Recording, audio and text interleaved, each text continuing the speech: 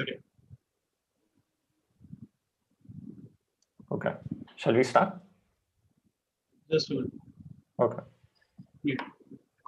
Okay, let me give the introduction to OWASP. Sure. I think Vandana would want to give the introduction to OWASP Bangalore first, and I can then give an introduction to Null Humla. Yeah, we are live now. Let's introduce everyone and why we are here today. Go ahead. Great. Okay. So hey everyone, welcome to Null Bangalore Bachao session today. So Null is an open security community where we focus on hands-on and sharing security knowledge with the community over here. At Null Bangalore, we have a list of activities. Predominantly goes as Null Bangalore, Null Humla, Null Bachao sessions, and Null Hulia sessions. So Null Bachao sessions are like the hands-on defense sessions, one such as we're doing right now, wherein we talk about defensive side of security and how to defend your application at infra network or the application security level. We have something known as Null Humla, which is the offensive security sessions where we understand how to break into the application, how to break into the network, or basically the red teaming side of security. Null Pulia is a bridging session, right, wherein we take on sessions about technologies which help people bridge the security gap that they have. Similarly, we have something known as Null Monthly Meets, where we have a list of 4 to 5 speakers speaking on a dedicated session, a dedicated topic. These sessions are great for networking with people within the same industry and community. So I believe all in all, Null Bangalore basically unites all the security speakers and attendees. Today, one such session is network forensics, and the speaker for today's session is Bhavik, Akshay, and Prapanch. So, Vandana, do you want to give an introduction about OWASP Bangalore? Sure. Yeah. Hi, everyone. OWASP is Open Web Application Security Project, and it's one of the communities around application security, and now helping out with mobile and cloud, IoT, Kubernetes, so many other things. So we have a chapter in Bangalore wherein we're making sure that we have people from different security backgrounds join hands and speak to each other. So that's about OWASP Bangalore.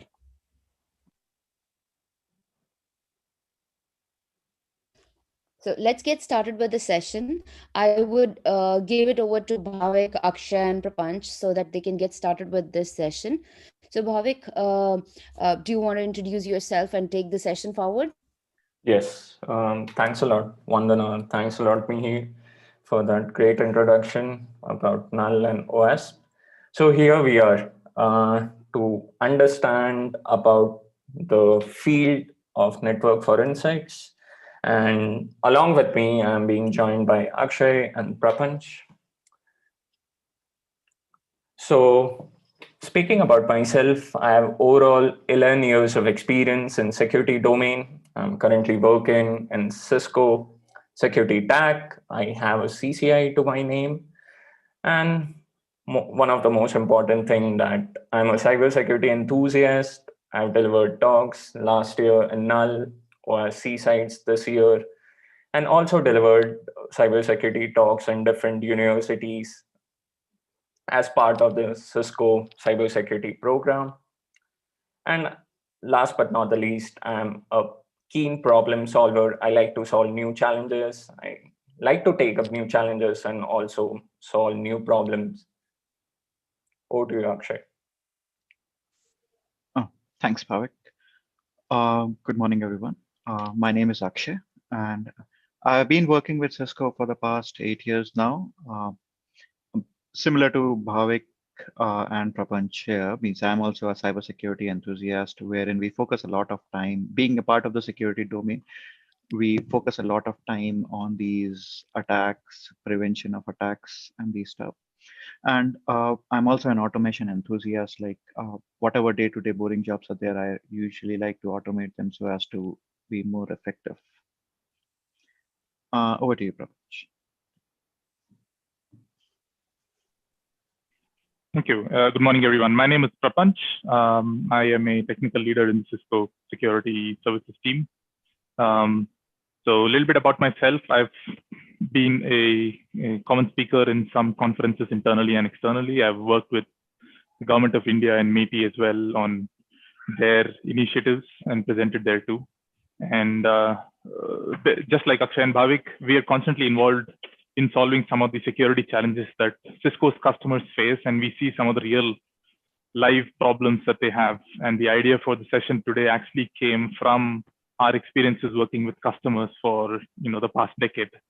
And so we are hoping that we can share some of our learnings from there with you, and hope to learn from you as well through the questions you ask us, and participate in the live activities that we'll have for you.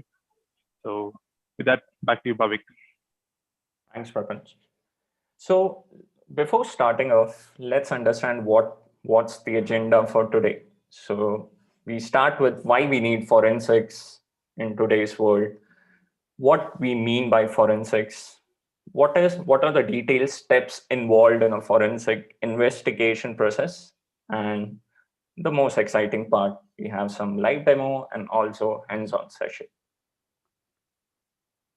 So before we start, I would like to ask questions. I would like to ask this question, that why do we feel that a forensic investigation is important? It can be in our day-to-day life, or it can be different fields. So this question generally would come to everyone, right? That why do we need forensic investigation? Why is it important? So we do understand, especially during this COVID days, we understand the importance of investigation, which is happening, though it is happening in the medical world, but they are constantly trying to trace where it started from and how fast it is spreading. And we would have all went through that process where there were different serum tests which we had to do. So there was some kind of investigation which the authorities were doing. So that was in the medical field. But how can we relate it to the cybersecurity field? For example, we all know there are day-to-day increase, or there's an increase in the financial frauds which are happening in the form of, you get a message, which actually this instance happened with one of my friend, where he got a message stating that you are going to get a cashback of some amount, and try to click on this link. And when he clicked on that link, he, instead of getting the cashback, that same amount was debited from his account. So that's what we call an incident which has happened. So let's understand that what is the incident response timeline. So as I mentioned, that my colleague or my friend who got that message that this is the link to get the cashback, he clicks on the link, and once he clicks on the link, he's being asked to enter his 4-digit UPI PIN. As we all use digital payments, he did enter the 4-digit PIN, thinking that that amount would be credited to his account, but the reverse happened, where the same amount got debited. So basically, an event happened, an event in the form of the money, which rather than getting credited, got debited from his account. Now, once the way he identified the event was, he got a message from the bank stating that this amount is debited from your account. So he just thinks that how come the money, or the money which I was not supposed to transfer anyone, how did it got debited? So he detected the event. He understood that something fishy has happened, something wrong has happened, something malicious has happened. So he reports the incident to the bank authorities.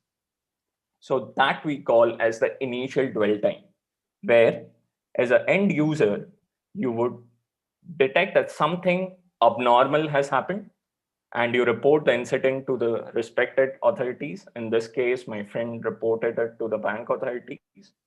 And in the moment the incident was reported, in order to contain further damage, or in order to prevent further amount getting debited from his account or his card was being blocked, so that no malicious activity further happens and his account is safe.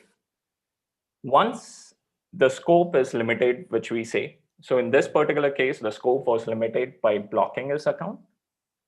And last but not the least, the bank authorities always gives the suggestion that what you can do to prevent this activity from happening again, which we call the remediation phase. Like they analyze the sequence of events which happened until the crime was occurred. In this particular case, the amount getting debited. So they analyze all the sequence of events which happened, and then they educate the end user, which in this case, it was my friend, where they explained him that going ahead, do not trust on the messages which you get, and always trust the messages which you get from the validated authorities.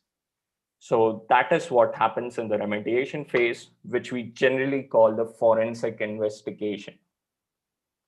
So now, as we have understood what we mean by forensic investigation or what exactly happens, let's understand what is the definition for it.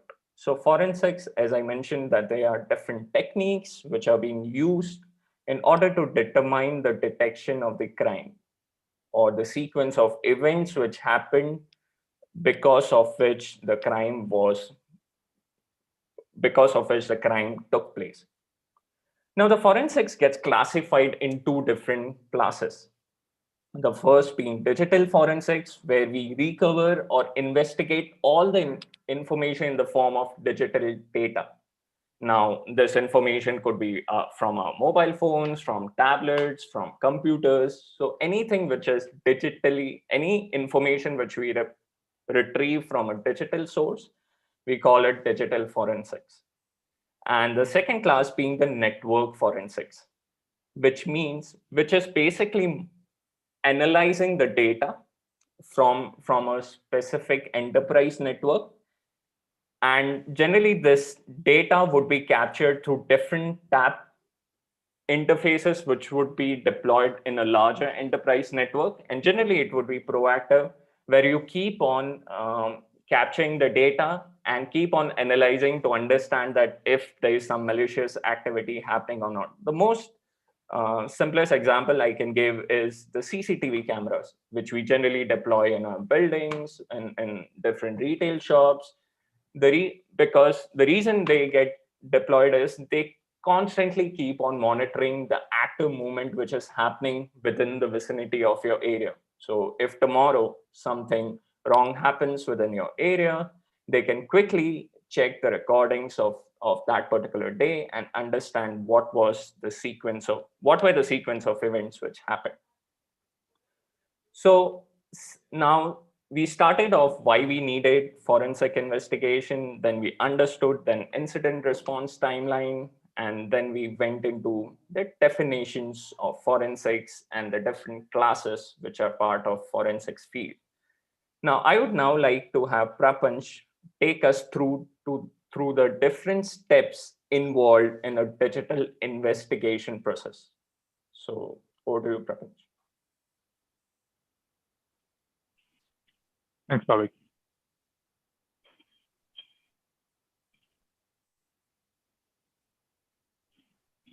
Okay, so we stopped at this point. At this point, we looked at forensics, where it comes in the incident response timeline. So if you look at the incident response timeline, it's at the very end of the process. In looking at all the steps that are involved, there are 5 steps, and the very last step, remediate, is where forensic investigation comes in. And then there's often a misconception in the industry. If you look at forensics or digital forensics and in incident response, people tend to commonly misuse the two and tell that they are the same thing, right? They're one and the same thing. And reality is that it's actually not the same thing. Incident response is a different field altogether, and forensics is a different field altogether. And forensics actually comes at the very last step, which is remediate. The 5th step of this process is forensic investigation. Now, let's look at what are the steps involved in forensic investigation itself. Right now, we're looking at network forensics in this case, but the steps that you see here, While it says digital forensic investigation, it actually applies to any kind of forensic science for that matter, and could be crime, police investigations, financial fraud, any kind of investigation. So there are 5 steps to this process, right? Now we all actually, in some form or other, everyone does solve some problem in their life, right? You're always looking at solving some kind of a problem or another, right? At your homes, you may have your router not working and your internet not working and things like that. And in essence, you're looking at troubleshooting all of those. And then if you honestly look at it, you're generally following these 5 steps that are involved in the forensic process. And the very first step is identification. We look at each of these steps in detail in the upcoming slides. The next step is preservation. The third step is collection of evidence. The fourth step is actually analysis. And then this is what people tend to think as the very first step in the investigation process. And fifth is presentation, right? So at a high level, these are the 5 steps involved in any digital forensic or any kind of forensic investigation. Now, if you look at different frameworks that exist for forensics and digital forensics, they will probably have few additional steps. They may call it slightly differently. They may have different names for them and different explanations for each of them, but at a high level, very high level, if you look at them, these 5 steps in my research are included in almost every framework that exists out there from a forensics perspective. So we'll start looking at each of these steps in detail. Now, in my mind, right, if I was thinking like a normal person and I'm thinking about forensic investigation, and if someone just comes and asks me, hey, what is the very first step in this process? Now I see this word investigation, and I think, hey, I need to start doing something right away, right? I need to start looking at something and analyzing something. And that leads us to think that, hey, we should start with analysis, right? Step 4 is what most people tend to jump to as a natural conclusion. But in fact, there are 3 very important steps to take care of before that. And the first of that is identification. What do we do in identification? Identification is where you look at all potential sources of information that might be helpful going forward in the investigation process. Now, working with our customers and solving their problems over the past decade, we call this, in the troubleshooting phase, we call it observation points, right? We look at every single possible observation point that may be helpful in our investigation process. Because one never knows, right? You only know which is the thing that actually helped you solve and identify the root cause at the end. So at the beginning, you start with as much information as you can get from all these potential sources. So you look at all potential sources of relevant information, and that's why this step is important before you jump into collecting or analyzing information. So you identify all the relevant sources of information. And also in any kind of forensic, especially if you are being, or someone is being hired to do this forensic process from outside, legalities and data protection actually play a very critical role. So it's important to identify the sources that you found, right? You may have identified 10 different sources. Could be wide ranging from things like a networking equipment, like a router, switch, firewall, intrusion prevention system. It could be an endpoint equipment, like a tablet, a mobile phone, a laptop, a hard disk from it, whatever that may be. It could be server event logs and things like that, whatever those different sources of information. Each one has a different owner of the data that lies there, right? End user's information is owned by the data. So you need to identify who that person is who owns that data. So you can talk to them and get their prior permission, right? In an enterprise, if you look at collecting data from an enterprise's network, you have their own set of data protection policies and laws, and they have different data custodians. So ensuring that you know for all of these relevant sources of information, who is the owner, and so that you are covered, so speaking from a legal perspective, you know who is the right person to talk to get access to it, the right format. So that is the very first step, identification, very crucial, right? We have a distinct phase just for that. Now, once you've identified, let's say 10 different sources of information, you identified who are the owners and the custodians for each of that data. The next step is preservation, right? Preservation is in the process of collecting evidence, making sure you collect the information in as safe a manner as possible so as to not harm it, so as to not corrupt it, right? And you know exactly what all has happened with the information being collected. if you look at a crime scene, like the picture that you see here in a police crime scene, you will see, tapes and making sure the area is tightly controlled as far as who's coming in, who's going out. There's probably someone maintaining a ledger or a log somewhere so that they know exactly who entered at what time and what was their role, responsibility, etc. Also, you will see often in movies, I have never been at a crime scene myself, but if you go to these movies and you've seen these crime movies, you will see, there'll be these placards placed with numbers on them saying, this is potential evidence, this is a bullet casing, this is, some other, piece of evidence that might be useful, like a cloth or whatever that may be. So cataloging all the information that may be potentially helpful, writing it down in a proper format, and ensuring the chain of custody is maintained, right? Who collected the evidence?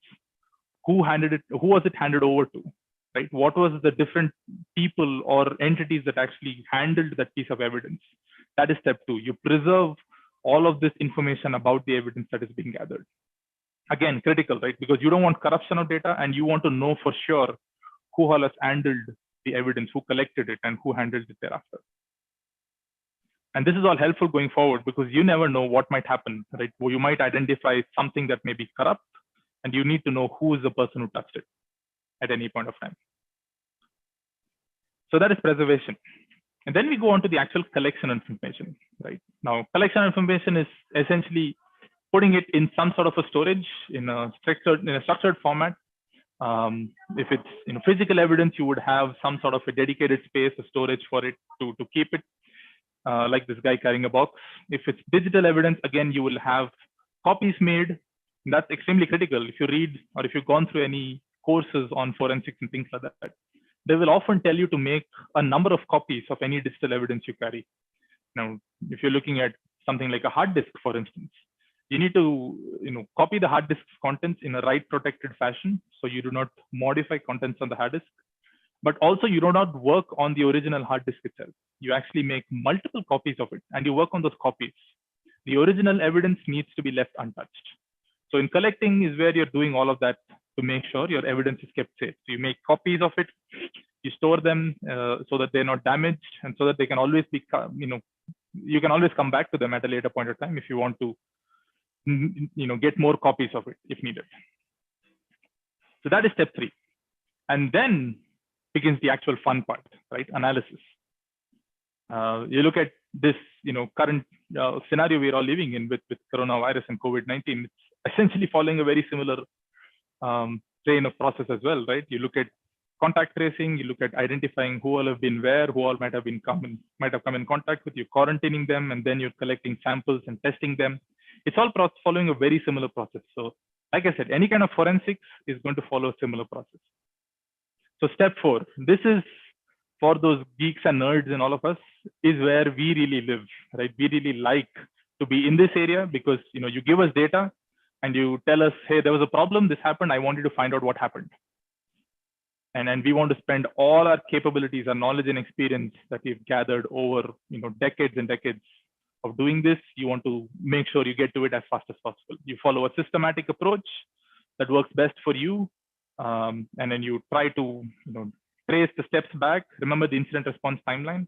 You want to identify what happened first, what happened next, how did the malware get downloaded, how did the end machine get infected, was there any lateral traversal that took place, was there any command and control or data exfiltration, all of that stuff, right? This is the really cool stuff, right? The things that gets you in the limelight. But like I said, before this to happen, for anyone as a forensic investigator to be successful, the 3 steps before this are extremely crucial. That's where it makes sure, it guarantees you some level of success. So that is step 4. And step 5 is you have your findings now. You identified all the steps that happened, right? Incident response is done. You've identified how someone got in, what was done, what was downloaded, what was clicked on, any email that someone might have received, they clicked on it, etc., etc.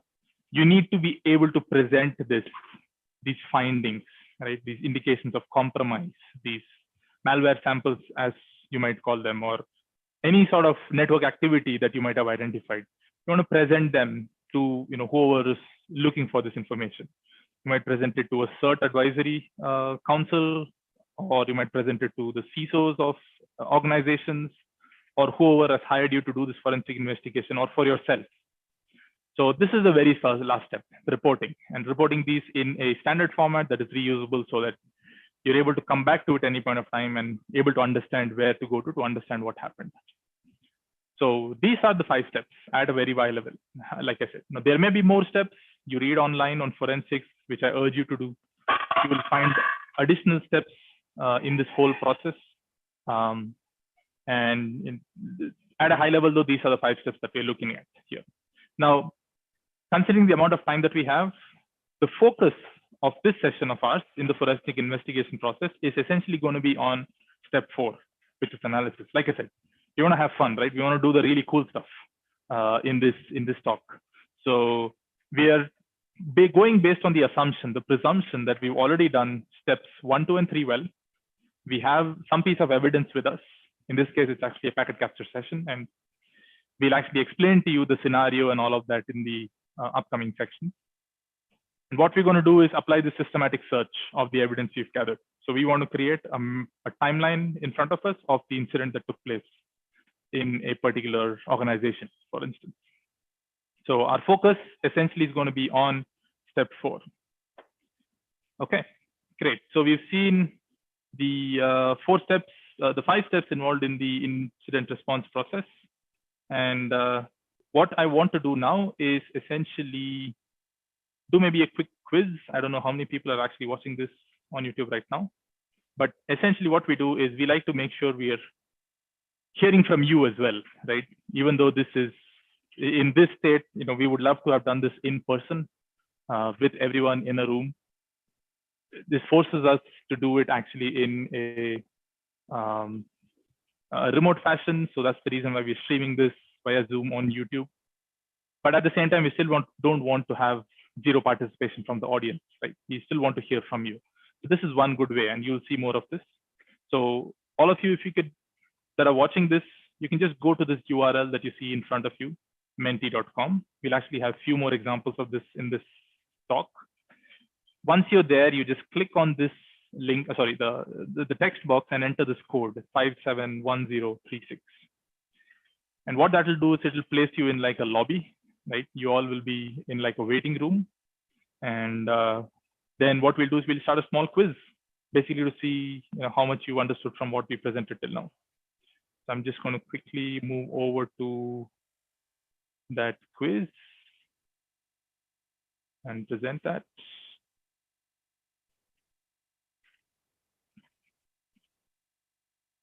Okay. So we're just going to give everyone some time. Now there are people joining in. There are some of you on YouTube.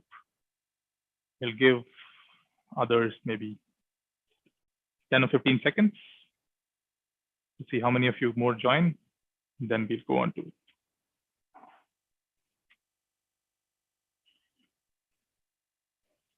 And you still see the code in front of you on the screen on the browser if you want to use it. It will not go away. Okay. So we have 4 people joined in. Maybe another 5 seconds and then we'll move on.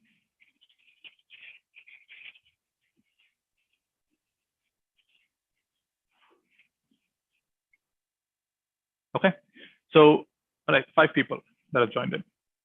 So what I'm going to do now is hit enter. And when I hit enter, you will actually see a countdown in front of you. So don't look at the YouTube screen. Instead, look at your browser where you are, because you will actually start seeing questions. And this is going to follow a fastest finger first format. So you will have a limited amount of time to answer questions, and you will see a countdown in front of you. And the person that answers it first gets the most points. So now I'm going to start the quiz, and you will see the first question in front of you. Again, please make sure you're looking at the browser. The first question is, why do we need forensics?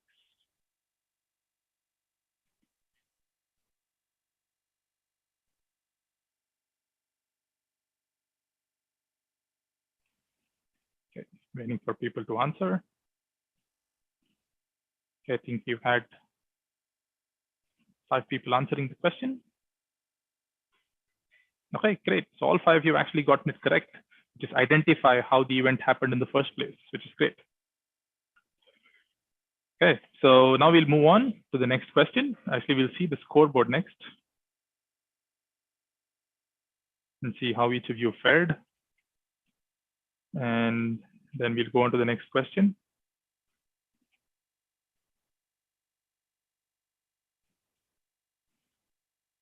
And here's the second question.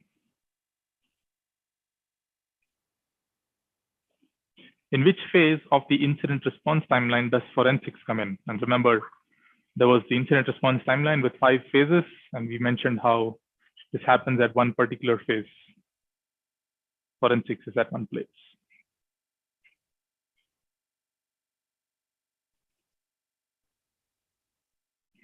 Okay. Yeah, right. So this time around, we had 5 people answering, but we had only one person getting it correct, remediate. So analysis is the process of understanding what happened, but forensics happens in the remediate phase of the incident response timeline to understand the sequence of steps. So we had only one person getting it correct. Can we look at the scoreboard?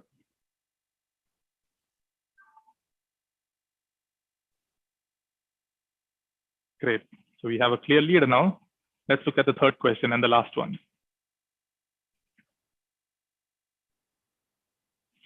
So which of these are not stages in the forensic investigation process? And there's 5 options in front of you. Now we're talking about not the incident response timeline, but forensic investigation process.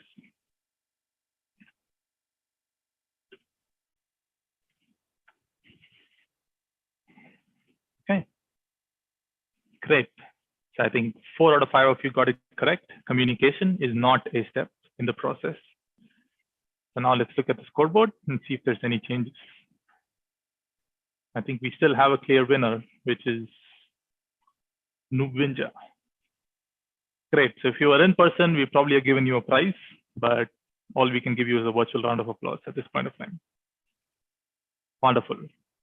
Okay. So with that, I'll hand it over now to Akshay to talk about some really cool stuff. It's almost time for some live demos. So over to you, Akshay. Thanks very much. Let me share the screen.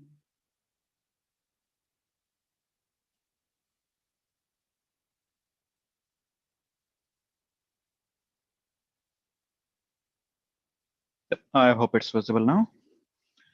So I'll start with the cyber kill chain. So this is one of the very important aspect whenever you are whenever an attacker is carrying out an attack or whenever you are defending an attack. So this is sourced from Lockheed Martin. You can check it on lockheedmartin.com. So it basically specifies the sequence of steps that whenever an attack has to be carried out, what are the sequence of steps it has to undergo? It has been derived from a military term, the kill chain. So if an army has to attack a particular location, and if you are targeting a specific location, you first gather more information about that target. Once you have that information, then you start preparing the ammunition, that what type of ammunition, what type of transport vehicles and everything, whatever you need in order to reach till that point. And then you perform the attack, carry out your expedition, whatever attack you have to carry out, and then you take on the action that either you capture that point or whatever, you destroy that point, whatever is the end goal, you carry out that step. This is similar to what happens when an attacker tries to infiltrate into a network. So these are the sequence of steps which have been determined. And the advantage is that once you understand these steps, these 7 steps, these are the steps wherein you can defend the network as well. So as and when you can stop any of these attacks, you are actually breaking the kill chain. So if an attacker has to carry out an attack, what it has to do first. So it starts with the reconnaissance phase. So reconnaissance, as we all know, right, it's about gaining more information about the network. Now, it could be an active reconnaissance or a passive reconnaissance. So active reconnaissance is where you directly poll the end host, you get engaged with the endpoint and then try to extract information. So typically like an nmap scan, if you talk about, right? You poll that endpoint and then you try to extract information regarding whether a specific port is open or not, what type of operating system is that, whether a specific service is running on that. And on the basis of that, you decide on the next steps. The disadvantage of using an active reconnaissance is that you can be identified. So in many intrusion prevention systems or firewalls, they detect the reconnaissance attacks, and they can either alert the administrator, or they can even block those attacks. So you can be identified, or an attacker can be identified whenever they are doing a reconnaissance, when an active reconnaissance. The second one is the passive reconnaissance. So passive recon is where you are not directly getting engaged with the endpoint or in the network, but you try to extract more information about the network, just like getting information from social media or some forums. You know about a system administrator of a specific company, and you follow him and try to understand what type of information he is searching for, what type of version information he is searching for. And based on that, you make a guess that uh, these are the possible services that might be running into the network. Now, the advantage, as you understood, it's about that you are not exposed, but at the same time, the information which you gather is not very reliable. So each of them, active and passive, they have their own pros and cons. Now, once you identify more about the network, once you understand what our services are running and gather that network information, you move on to the weaponization phase. Now, during the weaponization phase, based on whatever was identified, we create the malware, we create the payload that has to be delivered to the endpoint. Now, this payload is basically, you can use some tools like Metasploit or any script, or any custom scripts, any custom tools to generate that malware. And that this is the ammunition phase, that you weaponize, you create a weapon that you want to send to the endpoint. Now, once that is done, once the weapon is created, then you go into the delivery phase. Now, during the delivery phase, you send out the you have to send out whatever malware which you have created. You have to now deliver it to the end host. Now, it can be it can be done via multiple ways. A very common way is email, right? So we have all these, a lot of attacks are carried out even till now through emails. The malware is delivered via an email to an endpoint. If you remember any of the recent bank cyber crimes, in most of them you will see end up being some document or some links being delivered to an email to the employee. So these are all phishing and vishing attacks that are carried out. Uh, Now, the other one could be a USB, right? And someone finds a USB, tries to plug it in to see what's happened, and that is where the payload is delivered. Another common example is that you might have seen these websites wherein you go for free software downloads, right? And that's the biggest challenge, right? You have to find the correct download link within that page itself. There will be hundreds of download links, and each one of showing you an arrow and telling you download now, right? And you have to find out the correct link. So that is another way of delivering a payload to an endpoint. Now, once the payload is delivered, once we have the payload on the system, that is where the exploitation phase comes in. Now, whatever weapon you created based on the recon, that gets exploited. So let's say there was a vulnerability of a particular software that was installed on that machine. Based on that, you created that weapon. Now, during the exploitation phase, you try to exploit that. You try to expose that vulnerability. And after exposing that vulnerability, you go into the installation phase wherein the malware is installed. Now, the payload which you have delivered, that itself can do the job, or it can download some additional malwares from outside, or it can install some additional softwares from outside. Now, once those softwares are installed, that is where, so it could be as simple as opening a shell, the privilege escalation, and opening a reverse connection to a command and control center, which will be the next phase in the cyber kill chain. So once it is installed, it opens up a connection outbound, which goes to the command and control center. Now, from the command and control center, you can now carry out what you want to do. Now, it could be either the lateral traversal across the network, it could be the data exfiltration, that will be the actions on the objectives. So what will be an action? To give an example, like let's say it's ransomware. You encrypt the file and you ask for the ransom. That will be your action on the objective. Or for a specific organization, you wanted some specific credentials or some specific files or data from a particular machine. That data exfiltration would be your action on that specific objective.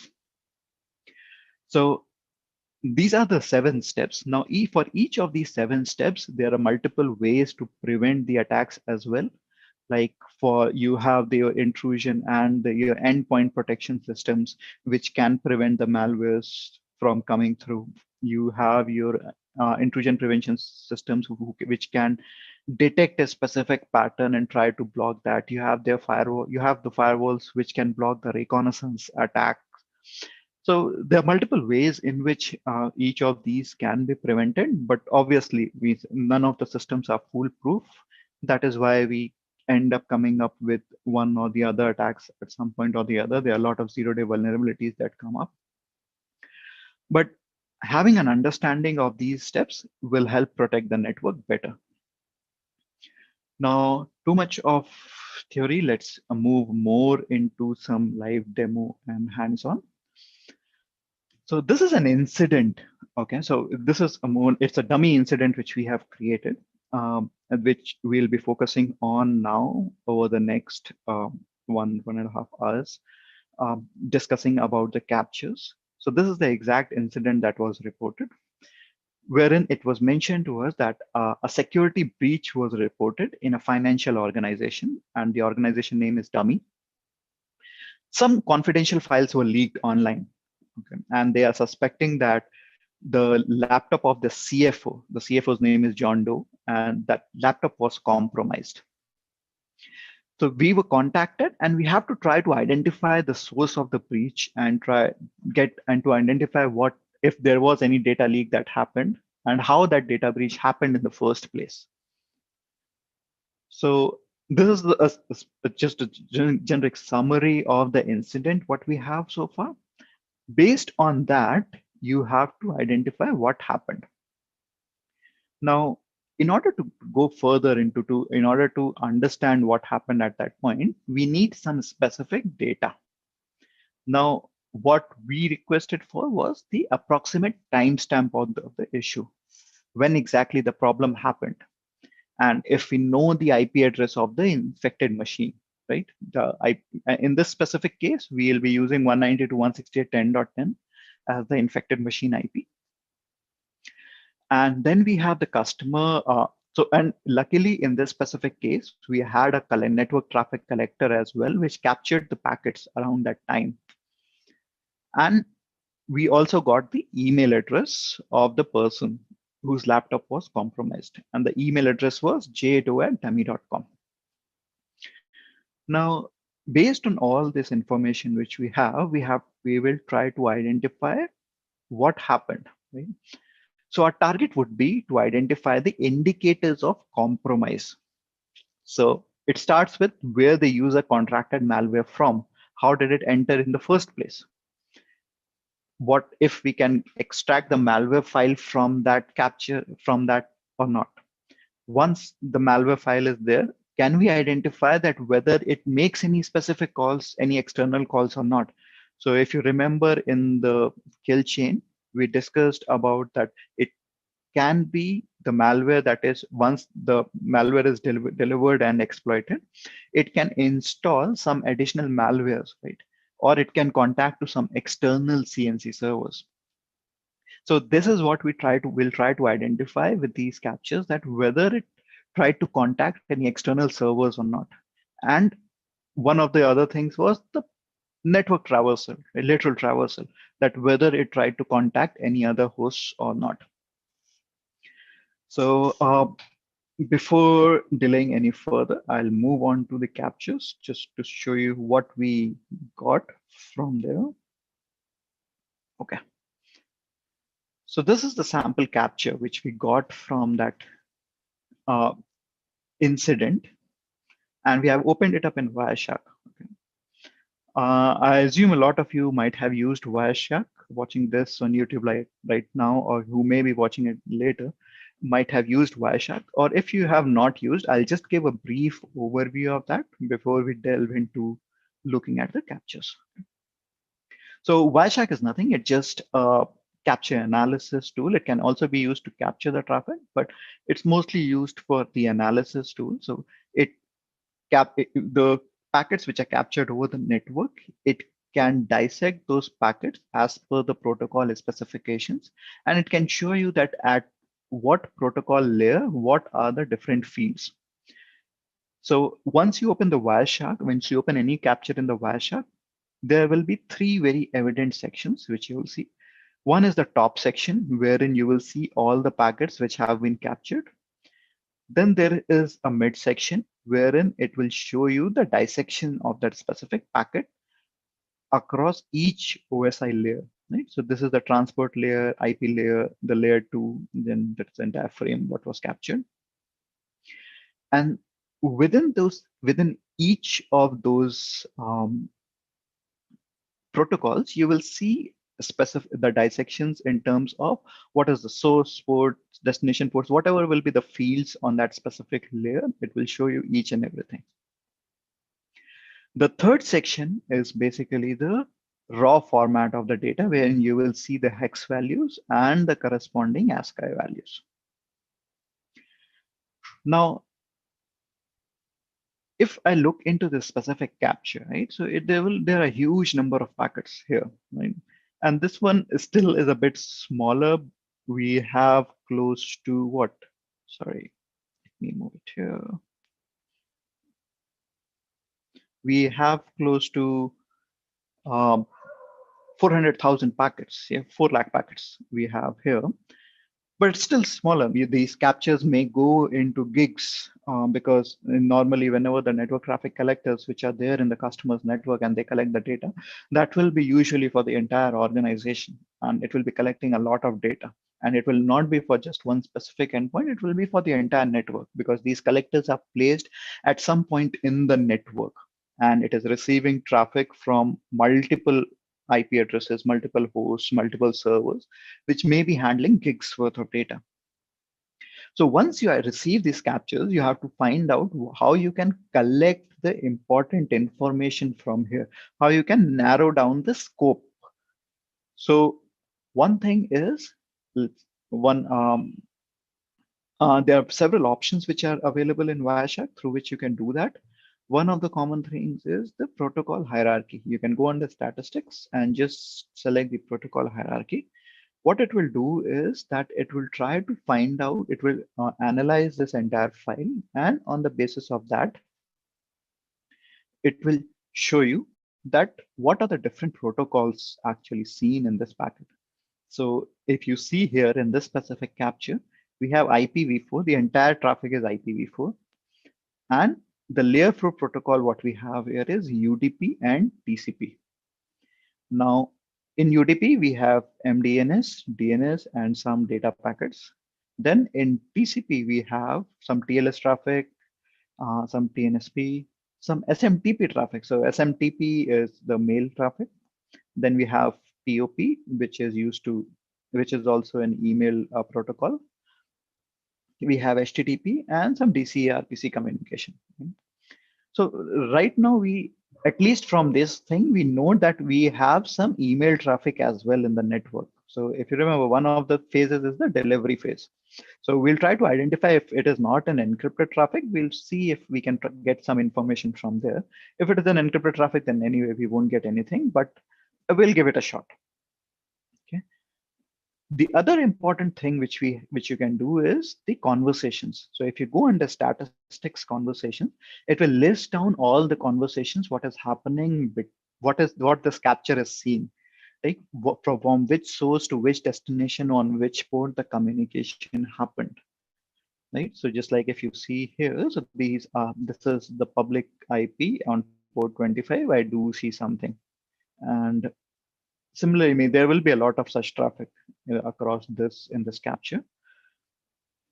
Now, one way to narrow down the scope is like in this specific case, we knew the IP was 192.168.10.10, right? Let me just double confirm that.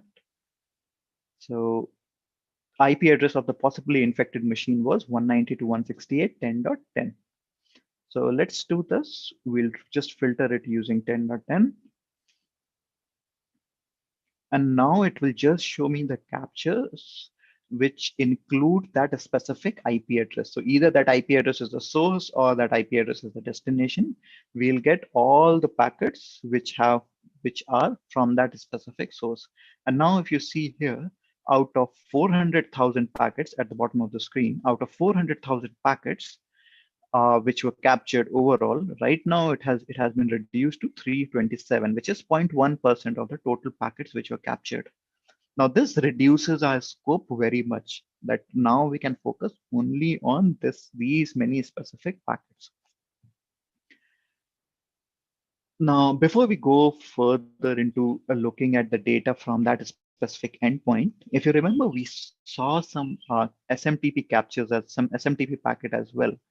Now, one thing is that what we'll directly do is try to identify if we have any specific data, what we are looking for in that.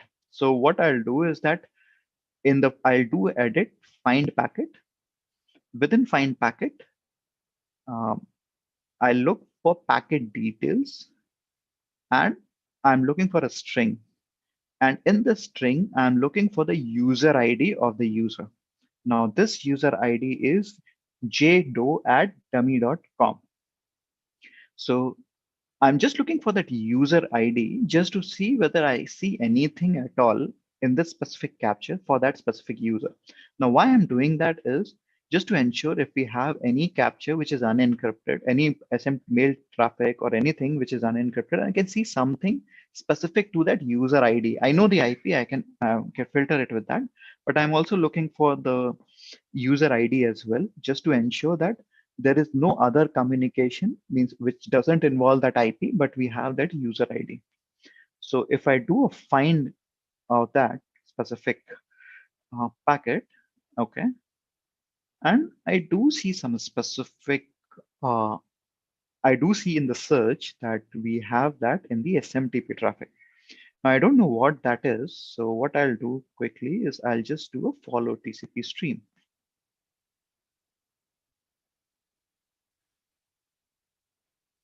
Okay.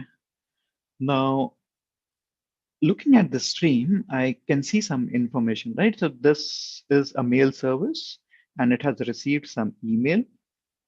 The mail is from annie@mailbot.com. So which looks a bit suspicious to me at this stage, but I'll further look into it. The recipient is John Doe. And the subject of this mail is travel itinerary. And this mail says that, Mr. John, you have this travel itinerary. And in case of any discrepancy, please reach out to us. And there was an attachment as well with this email. Now, if I look into the further into this, so this content transfer encoding is base 64. So I know it's a base 64 encoded doc. So I'll just copy all this content. Okay, let me just do a copy. And what we can do is you can just go to any website which does that base 64 decode, right? One of this which I just Googled and found base 64 decode. You can just paste it here and then do a base 64 decode, and it will give you the file which you can download. Now, before opening that file, so whenever you're doing such investigation and you identify the file, so in this state, if you remember, the indicators of compromise was that what we were trying to identify from how it got the malware and whether it is a malware and if we can extract the malware file or not. Now, as of now, we don't know whether it's a malware or not. And it is not safe to open on your machine because if it is a malware, it can infect your machine as well. So it is better to do all these investigations in a sandbox environment whenever you're doing that. So how do you identify whether it's a malware or not? So there are multiple ways that you can upload those files to virustotal.com, identify what signatures does it present, what are the different antivirus vendors telling about that specific file. So for VirusTotal, you can go to virustotal.com. You can just come here, upload the file and see the result, what result it shows.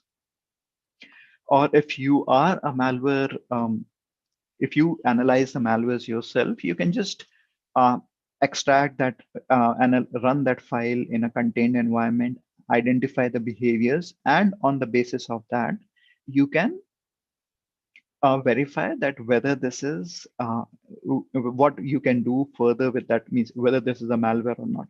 Right? So in this specific case, I know about this file because I only created it. So I'll just open it here and show it to you.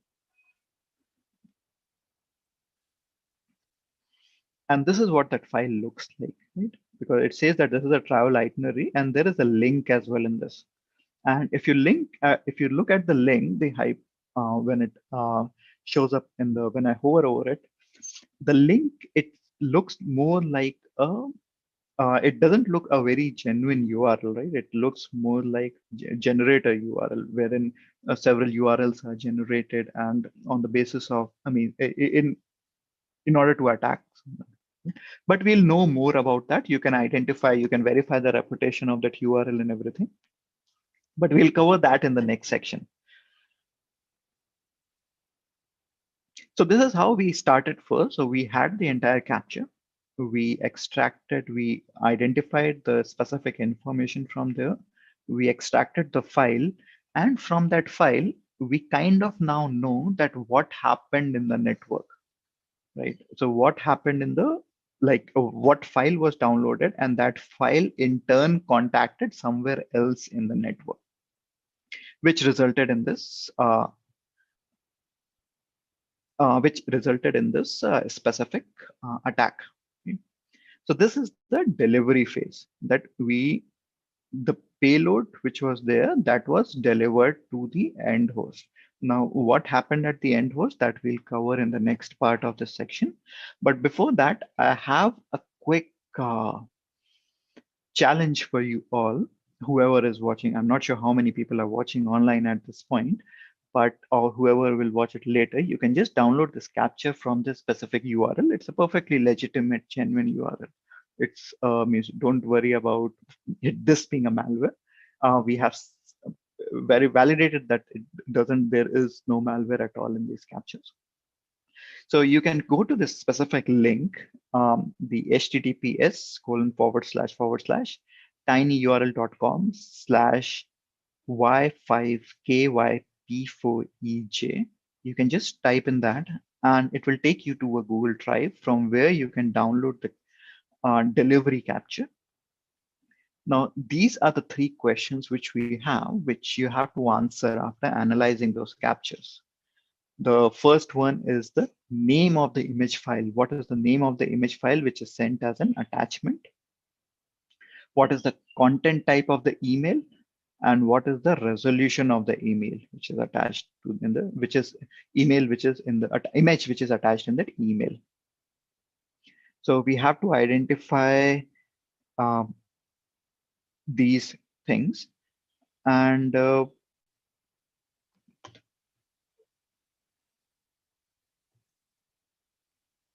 so what you can do is that you can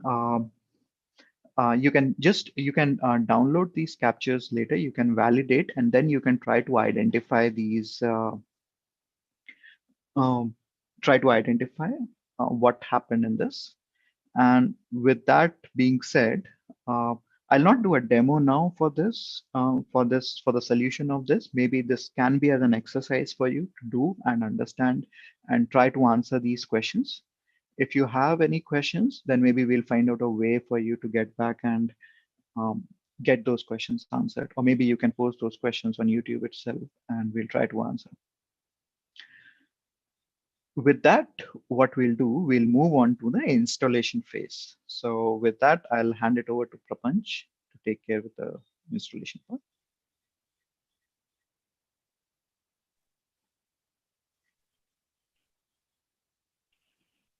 All right, thank you, Akshay.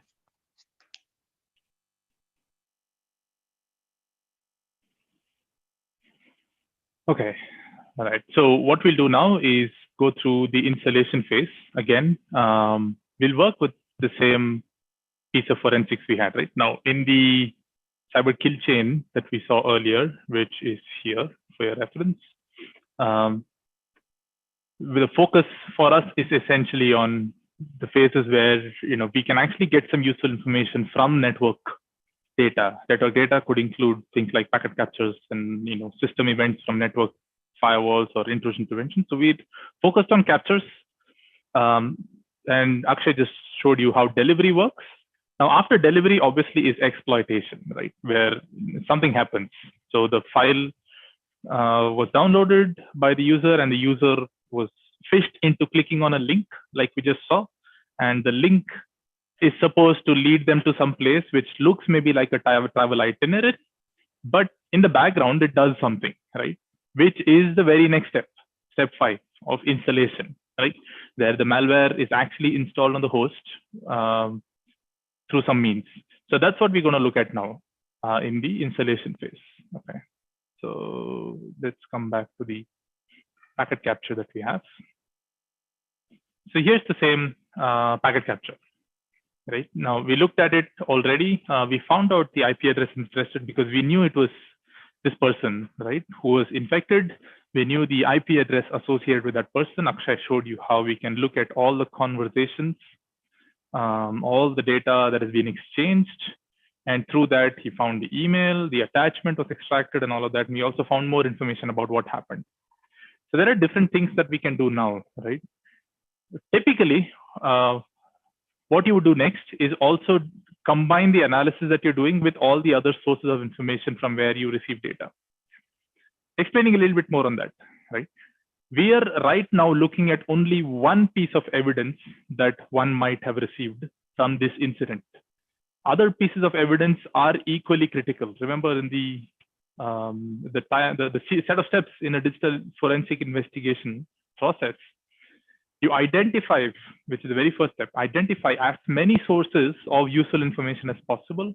You preserve those evidences, you collect them, and then you analyze them. So in this case, there could be a lot more sources of useful information that you will correlate with this packet capture.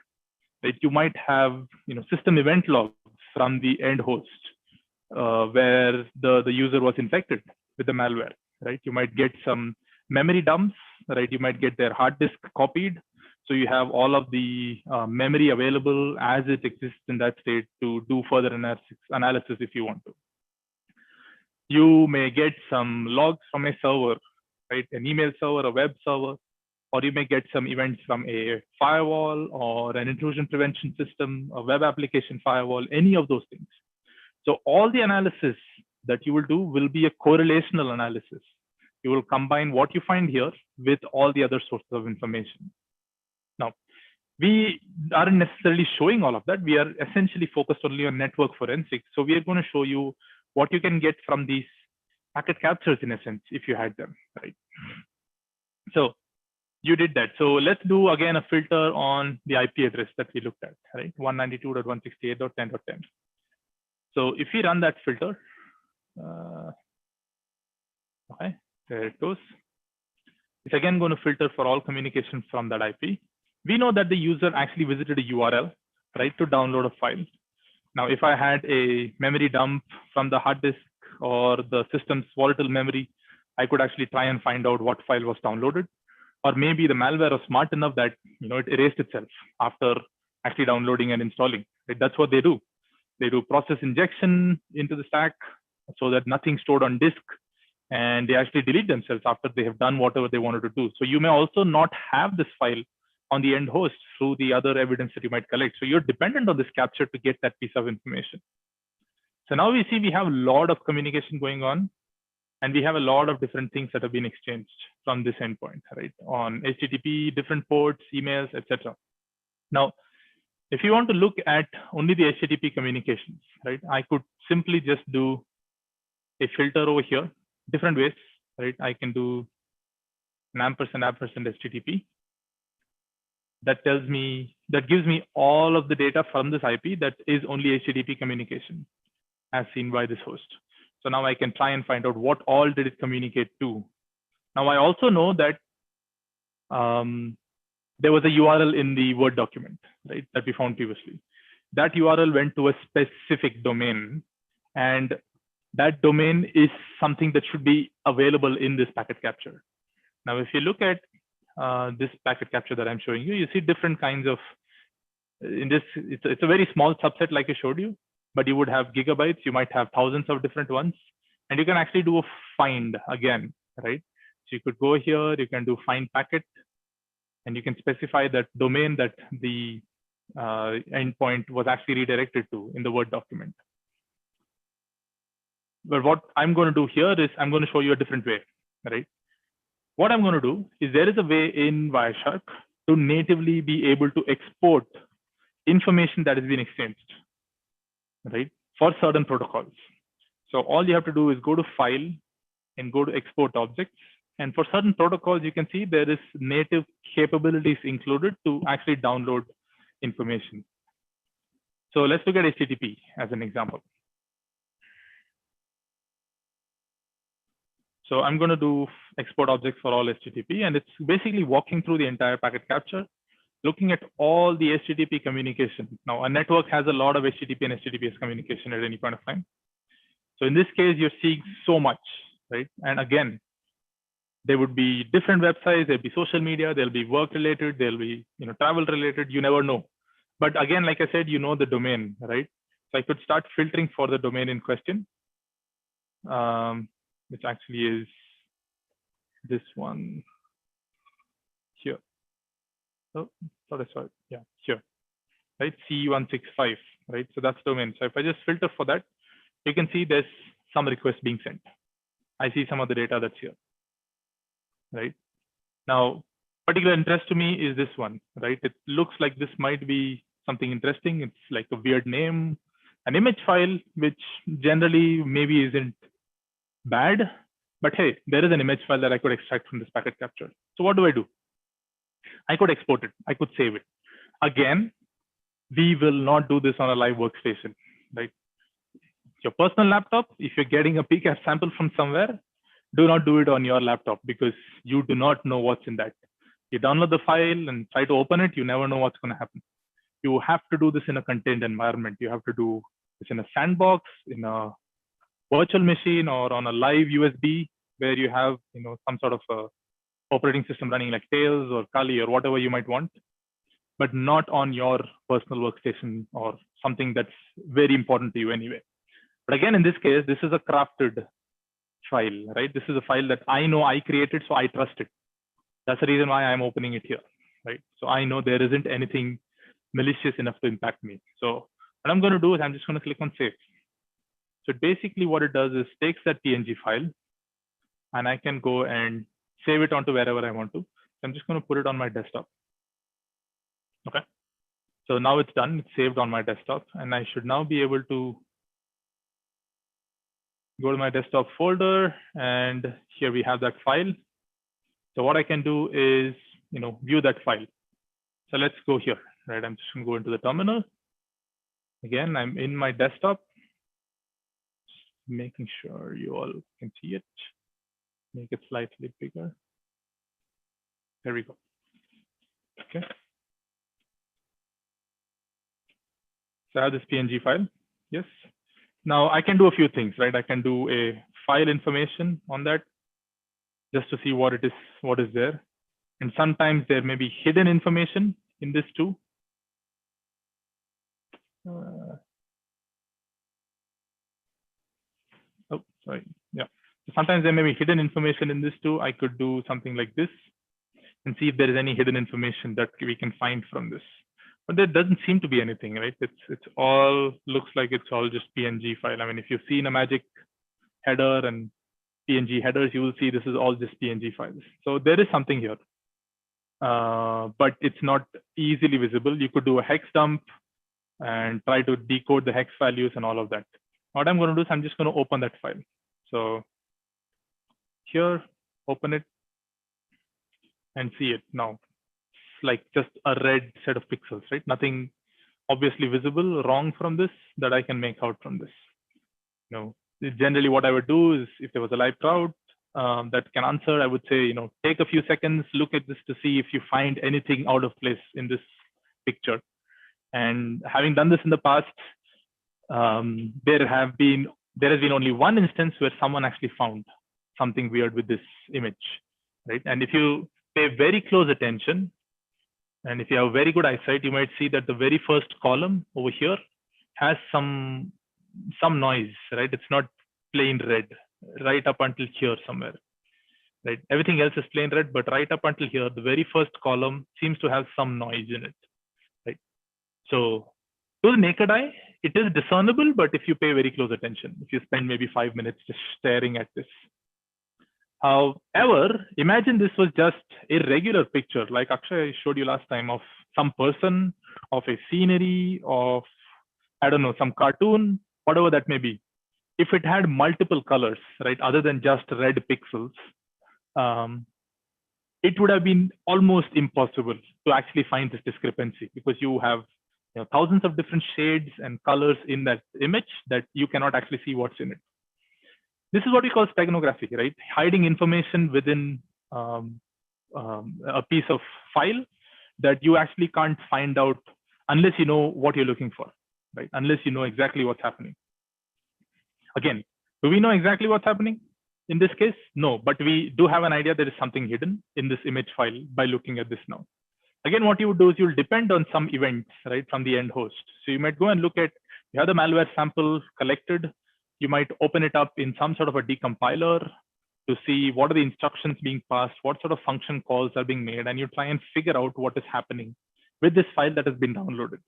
Again, like I said, you always depend on multiple sources of information rather than just one source of information.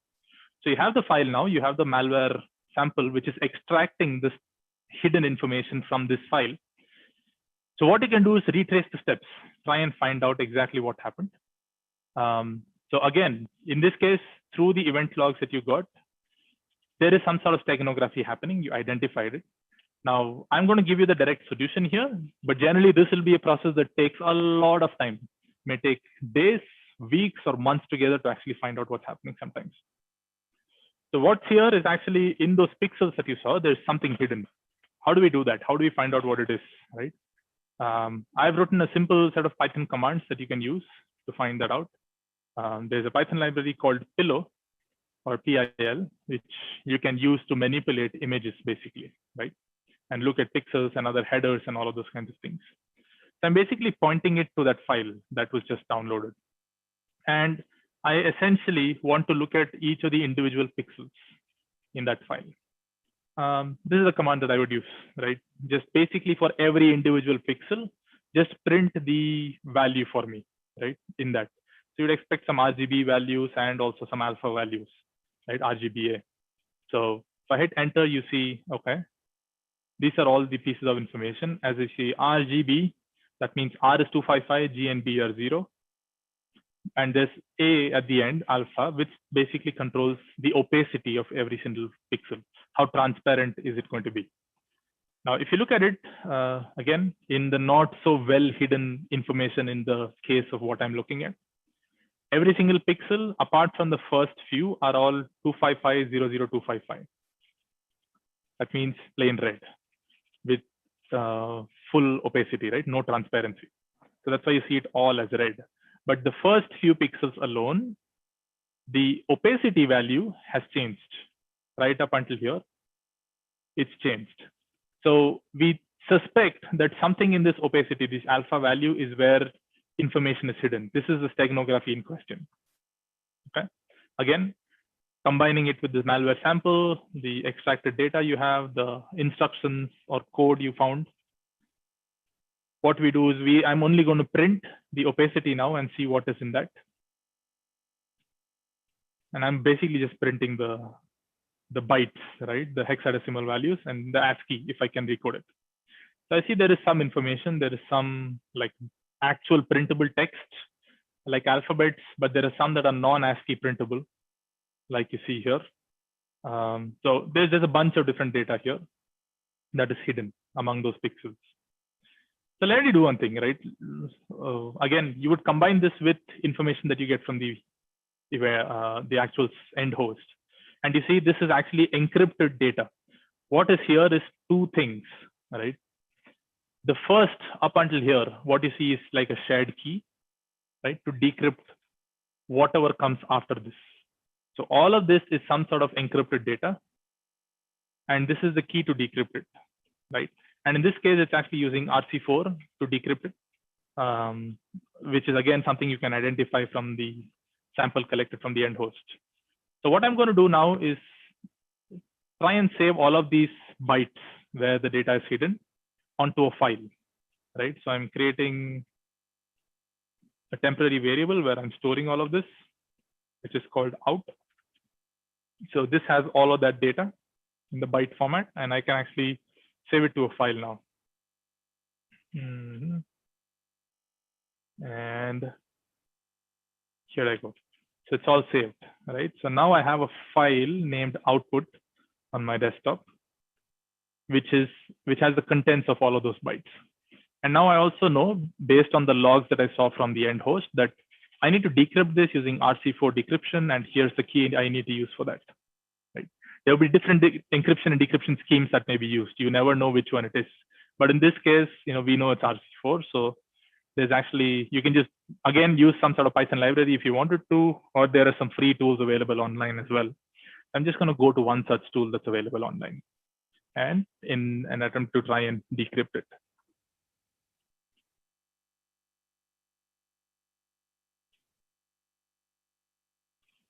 Okay, it's opening up. So it's an input file. I'm going to upload the file. And you see here RC4. And I know the key that was in the first 9 bytes, which is this one, right? And I click on decrypt. And voila, you have some information here. Now, so generally, I mean, if you're looking at some malware samples from the recent past, you may see different ways they may do it. Maybe a good example is something like a PowerShell script, right? If you just see a PowerShell script being downloaded, which is exploiting some sort of a vulnerability on some Windows workstation, for instance, you would have intrusion prevention systems that can detect those strings being exchanged, and it can attempt to block it based on those strings or the patterns that it found. But with steganography such as this, malware authors and attackers will actually try to hide the information. So things like intrusion prevention systems and firewalls essentially can't do that anymore. They can't find out because you're constantly changing the indicator of compromise. You're changing the file type, the encryption type, and all of that. So this may be a PowerShell script that is exploiting some sort of a vulnerability on the Windows machine. And that vulnerability will later be used in other stages to do command and control, data exfiltration, lateral traversal, whatever is the end goal, right? Any of that could be done through this vulnerability that's being exploited to install the malware. So this is an example of what we saw, right? Now, in this case, it's just some random text that I've put, but like I said, could be any sort of script that you can look at and you can investigate. So this is how, again, network forensics could help, because in these current days, you have malware authors being very smart and losing all of this information on the end host because it's all in volatile memory. So now coming back to this part, we've seen delivery, we've seen installation. What we actually have again is a sample PCAP. Again, this is the URL you all can go to, tinyurl.com/YXK846C6. Just like on the delivery phase, following an example similar to what we did, you will see a packet capture which has something being exchanged. Right now, it's a very small capture. It's not like a multiple megabytes or gigabytes of capture. But the questions for you are here, right? There is some file being exchanged. You need to be able to extract that file or data and run some sort of analysis like we just did. Use your best guess. Again, it's not very difficult. It's not the same as what I just showed you, but it's not too complicated either. But it gives you a hands-on feel of how this might work with network data. So again, look through it. We'll try and post the solutions later on so you can actually see it, and you can also reach out to us with any questions. But with that, I'll now pass it back to Bhavik to talk about the very last use case that we have. Bhavik, over to you. Thanks, Prakan.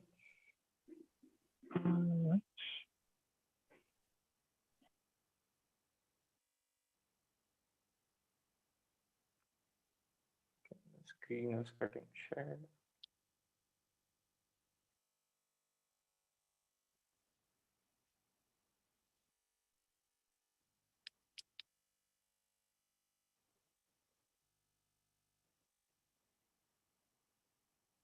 Can you see my screen? I guess. Okay. Perfect. So I guess you can see my screen, right? Okay. So let's quickly just look back and understand the cyber kill chain, which Akshay just talked about, right? That initially it was reconnaissance, then we do the actual exploitation. So we started with the email, which Akshay just showed in the PCAP, that an email was being sent, a link was being sent in the email, which was being accessed by the end user, and then an image got downloaded. And just now Prapan showed that what the information was stored in that image file. So that was nothing but payload which was being delivered to the end system.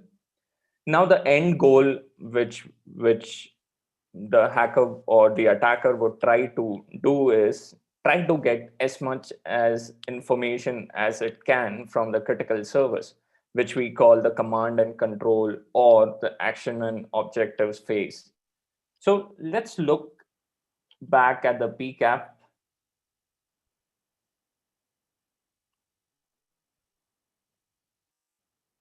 Okay.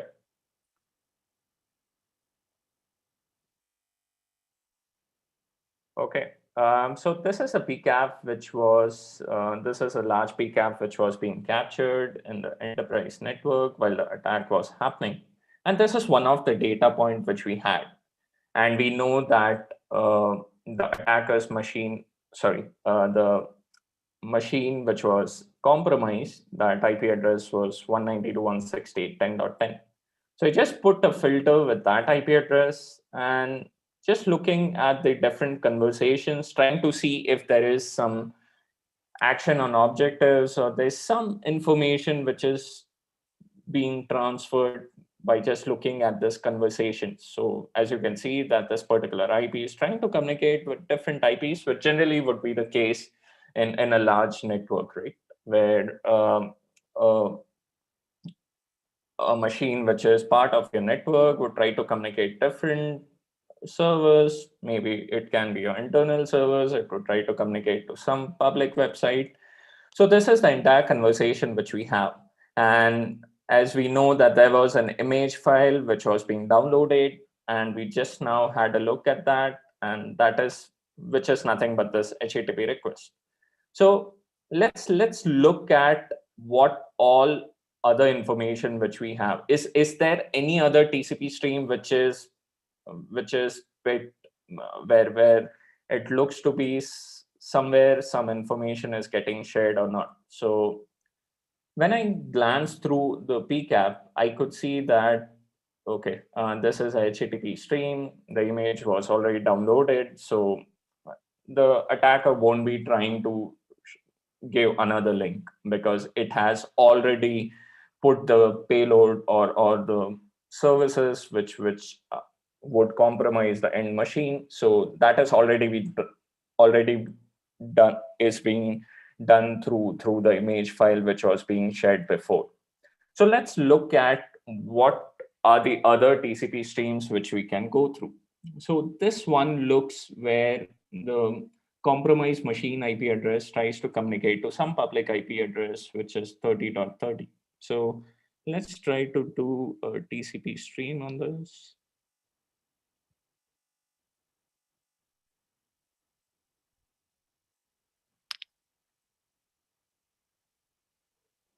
So it's just scanning.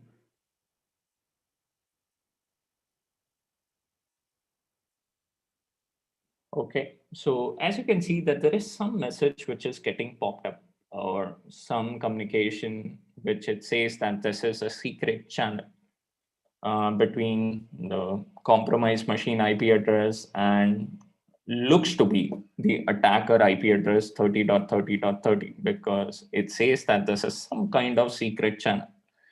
So let's try to look at other streams between these two IP addresses. We know that the source is 10.10.10 and the other, could be possible that this looks to be the attacker machine IP address. So let's try to filter with those IP addresses. Let's try to look for all the conversations which are happening between these two. So as you can see that it's just scanning it.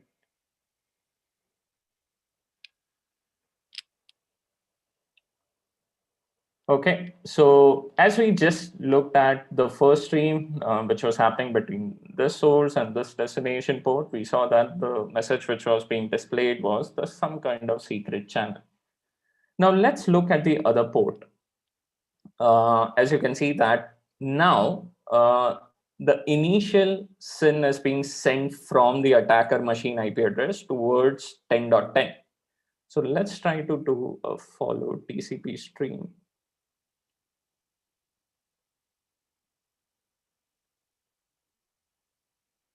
Again, there's a large PCAP, so it just takes time to scan whatever filters you apply.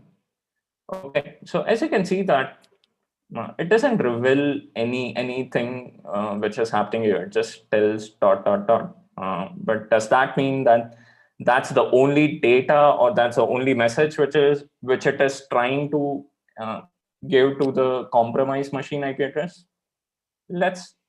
Let's look for other fields. So we just saw that from the data field, from the data section, we cannot get anything. But are there any other fields from where we can see is some malicious activity happening or not? So as you can see here, the data doesn't look to be in the data payload within the TCP header. So what other fields we can look for?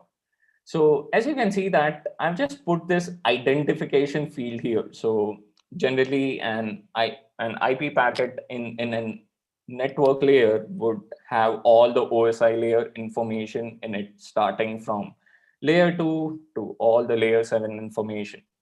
So in this particular case, the IP ID field, which is part of the IP header, I could see that there's some discrepancy in the value which is getting displayed. So as you can see that it starts from some thousands of values, and then it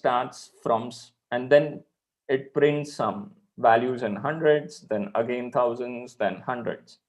And when I look at this value, it just gives me some hint that this looks to be relate to some ASCII characters, because if you look at 103, it looks to be some ASCII characters. So what I would do is, since this is a large PCAP, what I would do is I would just export the specified packets which I've given. So in this particular case, I would just put this filter because I know that the compromised IP is 10.10 and it looks to be 30.30 is the attacker machine IP address. So I would just put this filter, let it get scanned.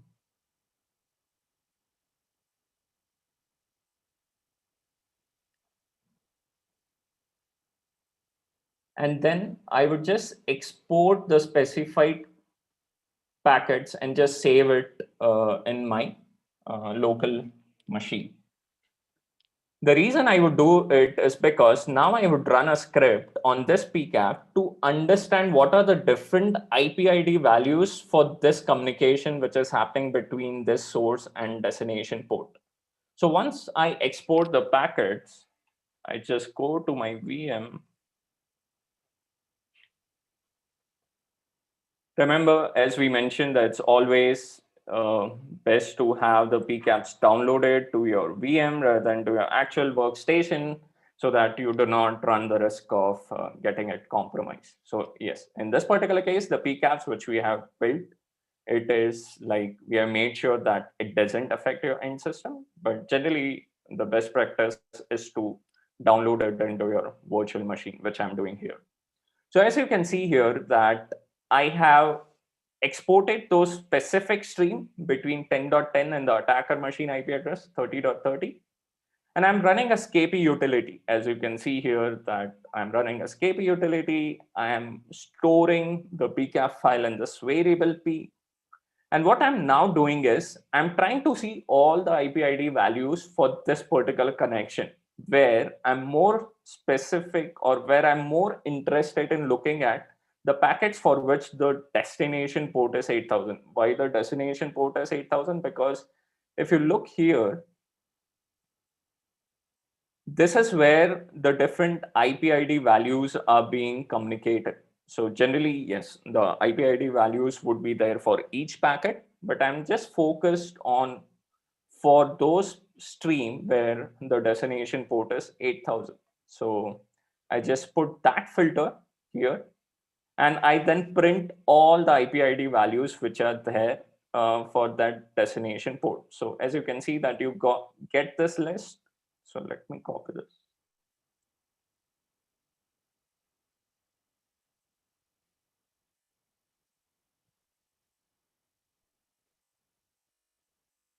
So these are the different list of IP IDs which are which are being displayed in the Wireshark for that particular destination port. Now, as I mentioned, that uh, this doesn't look anything which is uncommon or which is abnormal, because generally, if you look at the PCAP, the IP ID values would be in thousands. But what I'm interested in is this values, like 103, 105, because I know that this corresponds to some ASCII characters.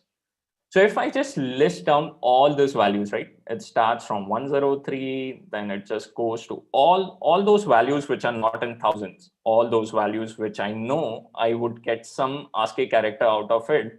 I just note that down.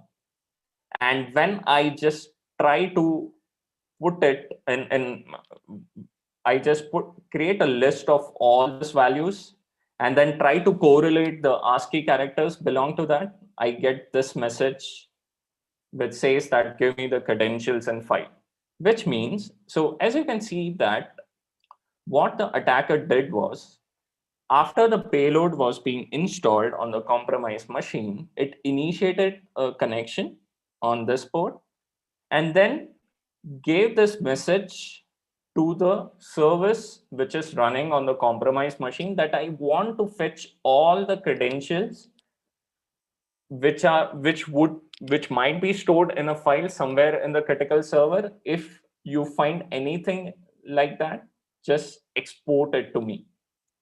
So once this message is being delivered to the service which is running on the compromised machine, which says that give me the credentials, let's look at any other stream where the communication is happening. Let's look at, was there any file which was being exchanged from the compromised machine to the attacker IP? So if we look here, so 8000 port is something which we got all the IP values, and from that we got the secret message which was being delivered. Now let's look at the other stream. So we can see that there's another stream which is being communicated or which is being initiated from the compromised machine IP address on a different port 8500. So let's try to do a follow TCP stream.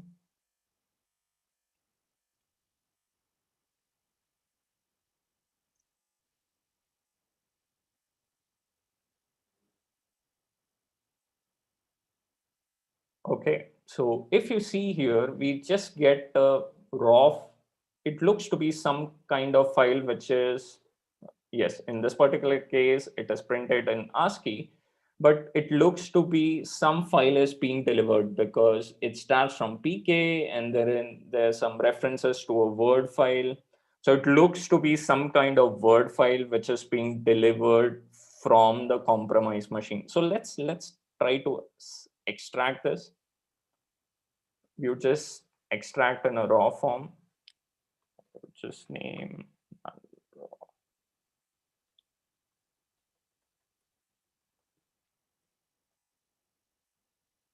Okay.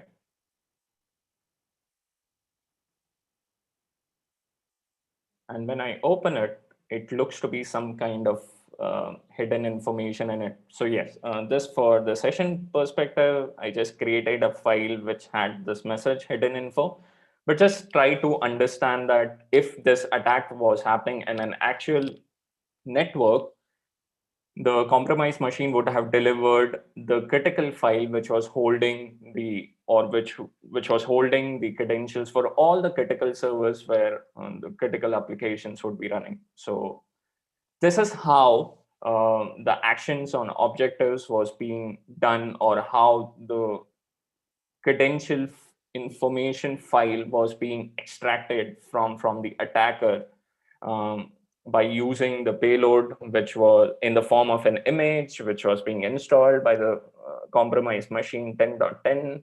And then it just gave a secret command, or it just gave a secret message in the form of the IP ID fields. And then it just extracted the credentials file from the compromised machine IP address.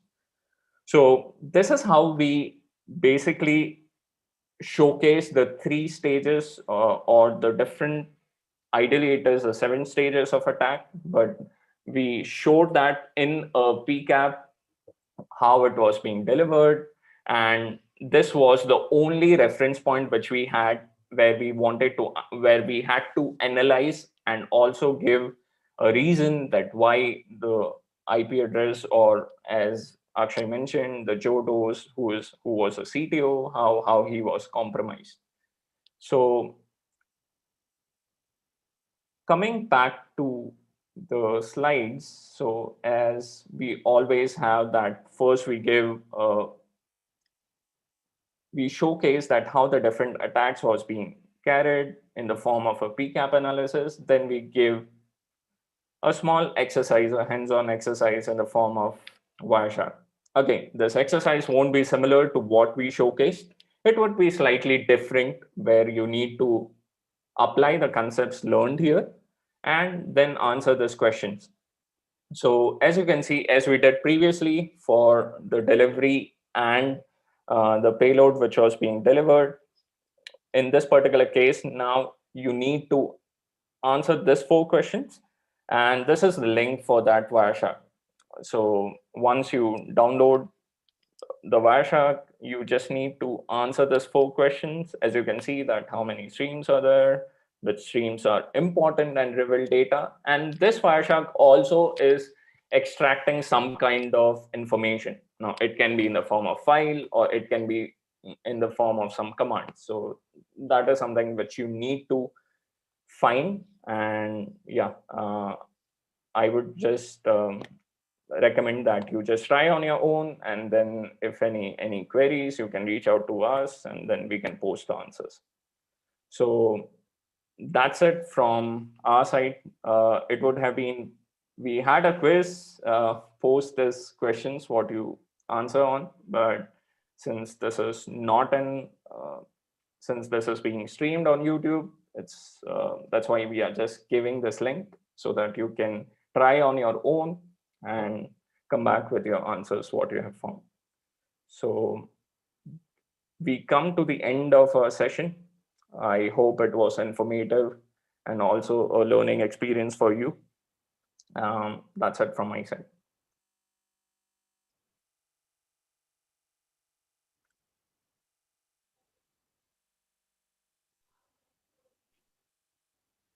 Yeah, over to you, Mihir. And if you want to Yeah. close it, I think we should be good. unless there are any questions that you see from the audience.